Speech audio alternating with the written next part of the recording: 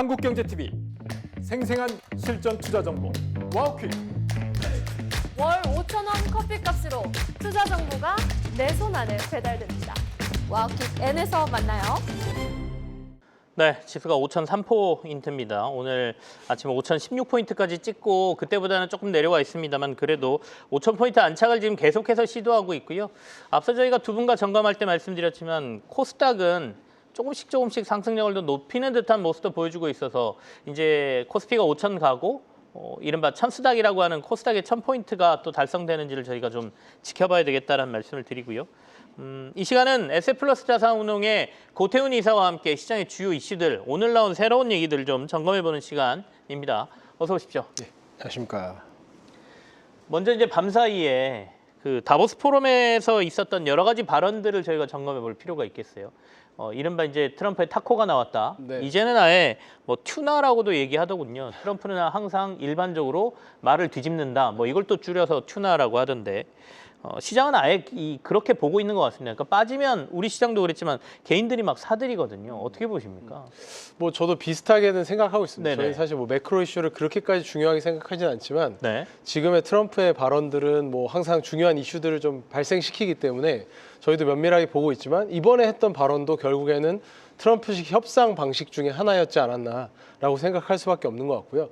불확실성이 터졌던 거는 사실이지만 이 뭐 그린란드 병합 압박을 하면서 가져갔던 것도 결국에는 그린란드에 대해서 좀 더 미국의 주권을 가져가겠다라는 식으로 나가는 거기 때문에 네. 뭐 저희는 시장 차원에서 그렇게 우려할 필요는 없을 것 같고요. 이걸 이제 산업 차원으로 보자면 방위 산업에 대한 국방 예산을 지금 50% 이상 증액하겠다라고 이미 발표해놨던 그 흐름 속에 있는 거기 때문에 이제 그런 부분들을 우리가 본다면 뭐 지금 이게 심각하게 유럽과 미국의 그 경쟁 구도로 네. 뭐 전쟁 구도로 가기는 좀 어렵지 않을까라고 생각을 해서 오히려 지금 합의 틀이 마련되는 이런 구도를 사실 시장에서 여러 번 우리가 봤었기 때문에 트럼프의 이미 좀 많이 시장이 학습되어 있지 않나라는 생각을 좀 가지게 됩니다.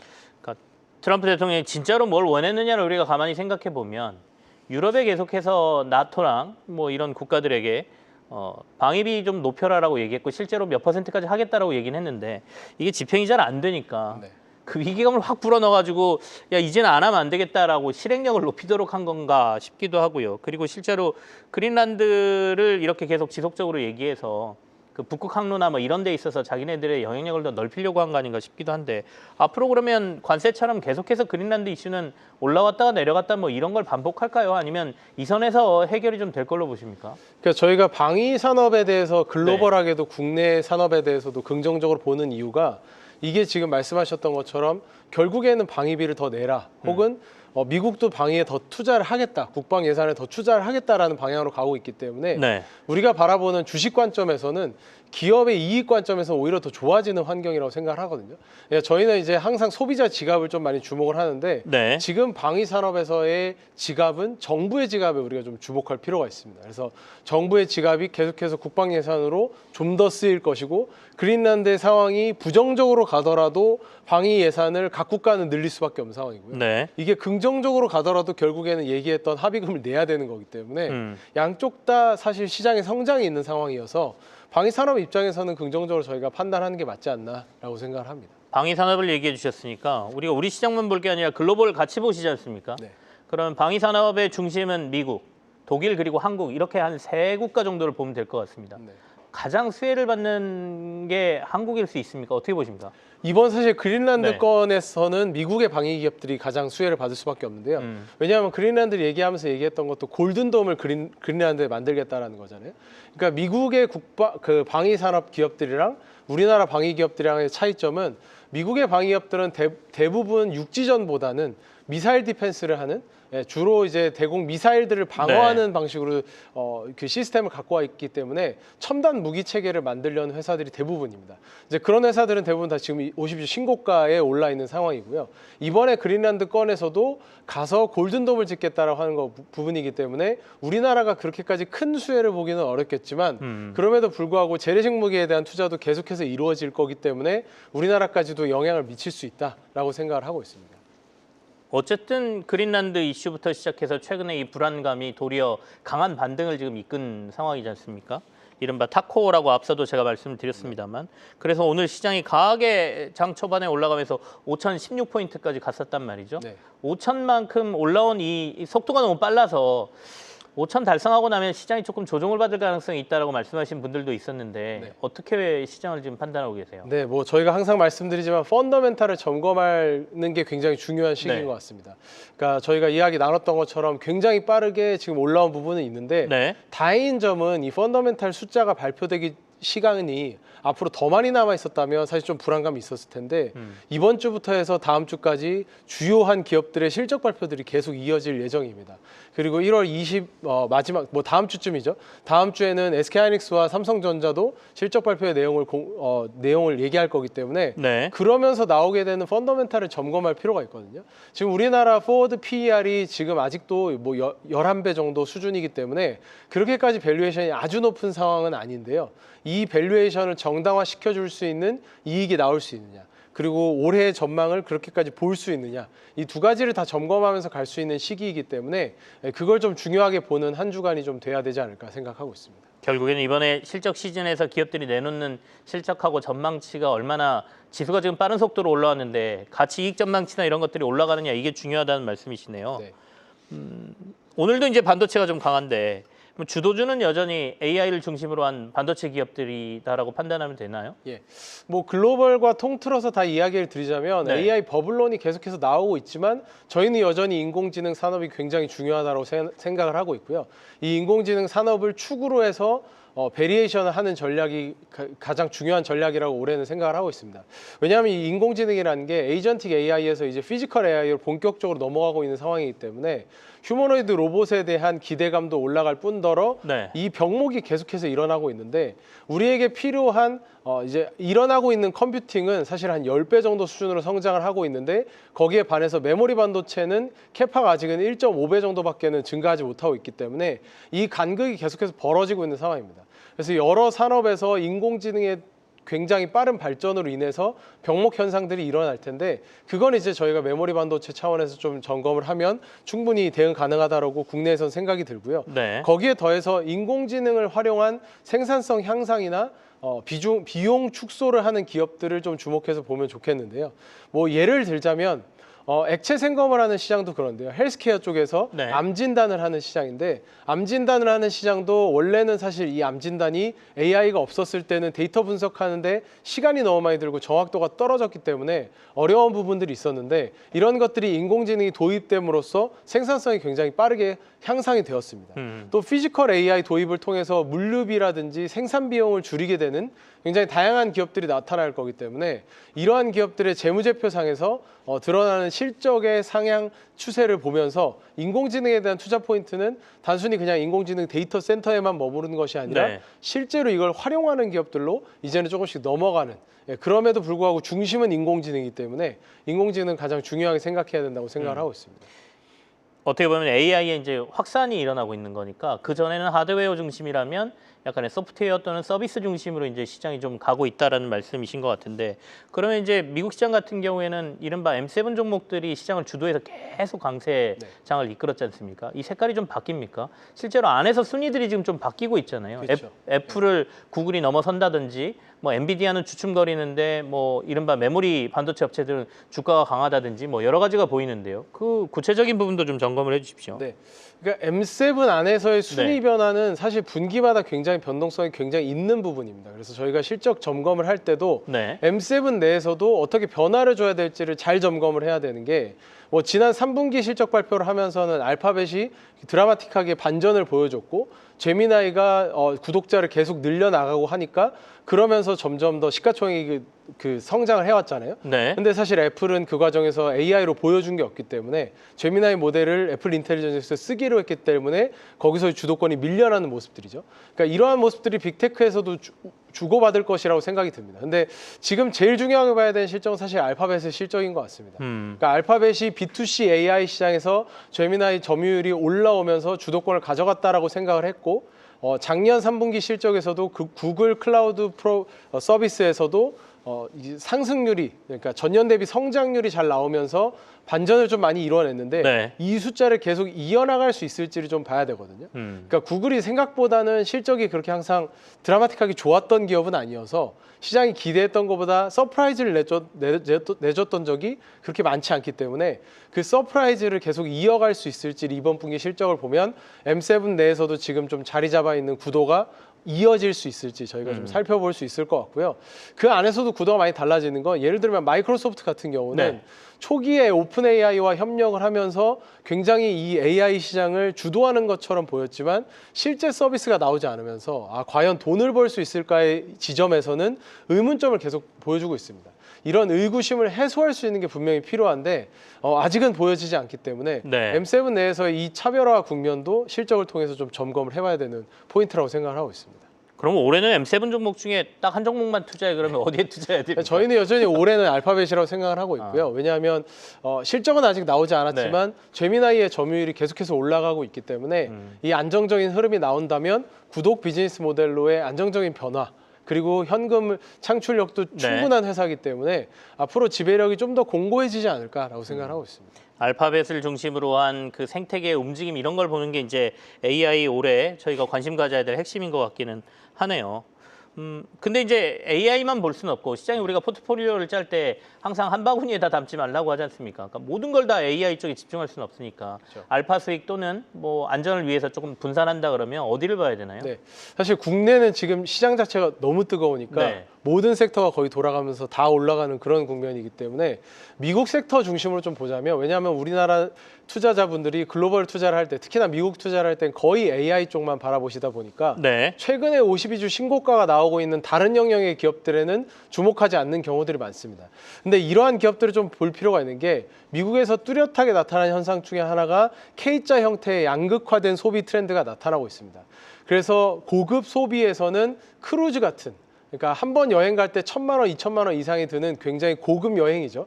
이런 고급 여행 수요가 늘어나면서 크루즈 같은 기업들이 신고가가 나오고 있고요. 네. 반대로 또 K자의 아래쪽 이제 좀 저소득층에 대한 소비가 늘어나는 쪽에서는 월마트라든지 네. 코스트코도 굉장히 지금 주가가 좋은 상황이고요. 거기에 이제 달러 스토어처럼 우리나라로 치면 다이소 같은 기업들이 상장되어 있는데 그런 기업들도 주가가 52주 신고가를 나타내고 있습니다. 그리고 또 거기에 더해서 에너지 드링크 회사인 몬스터 베버리지도 계속해서 신고가를 나타내고 있거든요. 근데 이게 소비재 안에서도 트렌드들이 계속 나타나고 있는 게 네. 미국 내수 소비에서 성장하는 기업들이 꾸준한 성장을 이어가고 있습니다. 저희가 작년부터 말씀드려왔던 건 미국이 AI를 통해서 생산성 향상을 이루었고 소득이 계속해서 늘어나는 그러니까 GDP 그로스도 사실은 지금 미국이 제일 잘 나오고 있는 상황인 거잖아요. 네. 그러니까 선진국 기준으로 봤을 때 미국이 이렇게 선진국을 주도하는 AI로 인해서 주도하는 시장이 되었을 때 미국 내수 경기가 계속 좋아질 거라고 생각한다면 미국 내수 소비에 대해서도 주목할 필요가 있다. 그렇기 때문에 아까 말씀하셨던 베리에이션 차원에서는 좀 속성이 다른 미국 내수 소비 기업들에게도 좀 주목하면 좋지 않을까라고 생각을 하고 있습니다. 국내로 연장시켜보면 그런 미국에 소비주 수출 많이 하는 기업들은 괜찮다 이렇게 봐도 돼요? 그렇죠. 사실 저희가 네. K-뷰티를 긍정적으로 봤던 포인트도 딱 그건데요.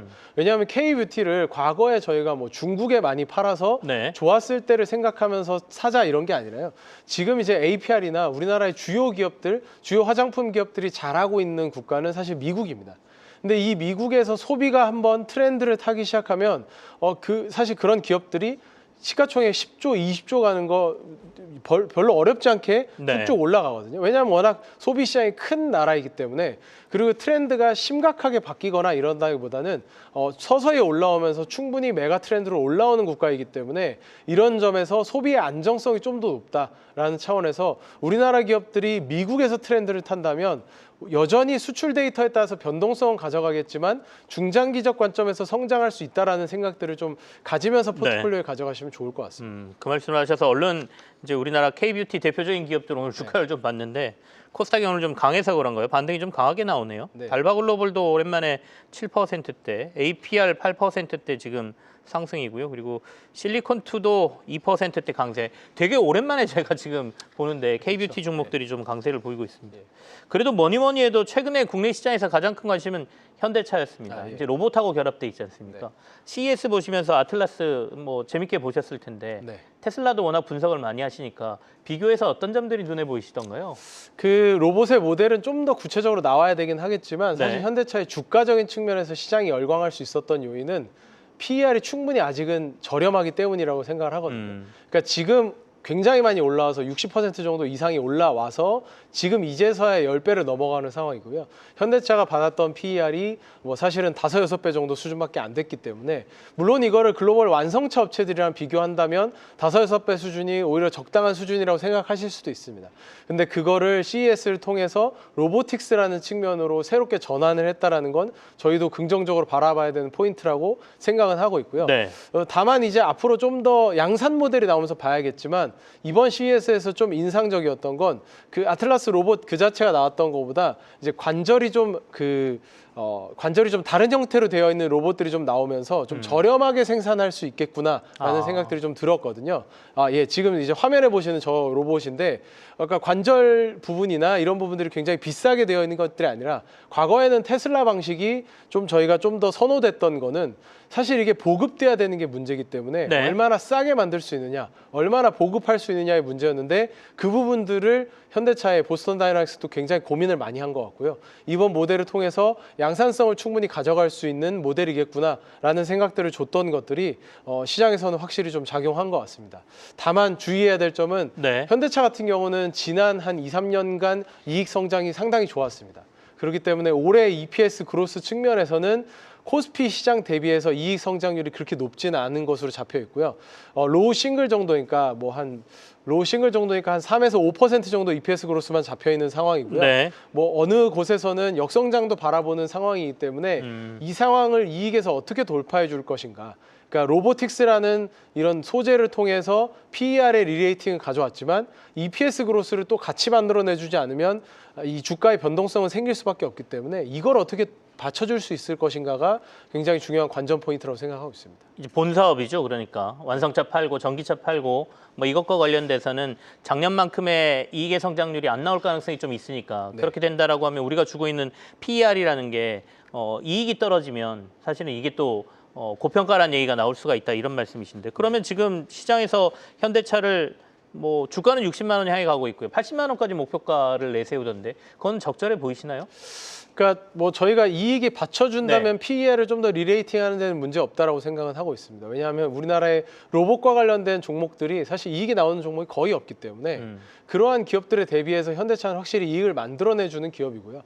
보스턴 다이나믹스도 지금 이제 상장을 준비하고 있는 상황으로 알고 있기 때문에 그렇게 된다면 히든 밸류도 꺼내놓을 수 있다라는 측면에서 뭐 충분히 그 매력은 있다라고 생각은 하고 있습니다. 그렇기 때문에 뭐 지금 이 수준이 너무나 뭐 부담스럽다 네. 이렇게는 아니지만 너무 빨리 올라온 측면이 있기 때문에 이번 실적을 통해서 사실은 숫자가 안 좋을 거라는 건 어느 정도 다 예상은 하고 있는 상황이라면 비즈니스 모델을 어떻게 전환하겠다라는 얘기를 본격적으로 좀 더 해줄 필요가 있거든요. IR에서. 그러면 이걸 어떻게 소통을 할지가 조금 더 중요한 것 같습니다. 그러면 현대차 외에 이른바 요즘 로봇이란 말이 스치면 주가가 간다라는 얘기까지 있을 정도로 국내 로봇주들이 강세를 보이는 상황이거든요. 좀 눈여겨봐야 될 우리나라의 로봇 관련 회사들은 어디가 있을까요? 예, 이제 로봇은 사실 그런 테마틱한 요소들은 네. 작년부터 올해까지 많이 반영된 것 같고요.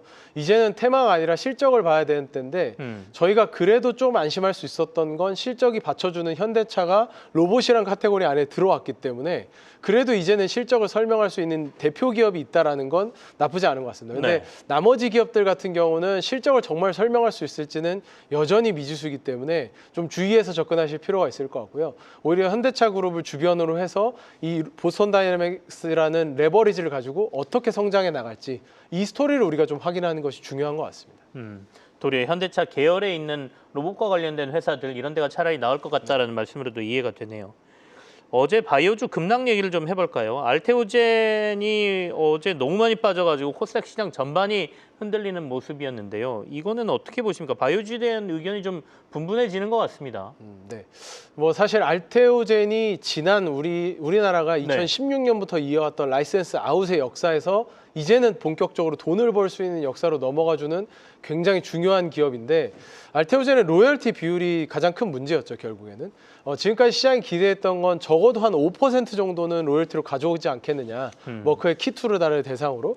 키투르다 SC 제형으로 바뀌게 되면 5% 정도의 이익은 가져올 거라고 생각했었는데 머크 사업보고서 발표되면서 2%라는 게 확인이 되었던 상황이잖아요. 이게 지금까지 알테오젠이 시장과 소통했던 것들이 좀 부족하지 않았나라는 생각이고요.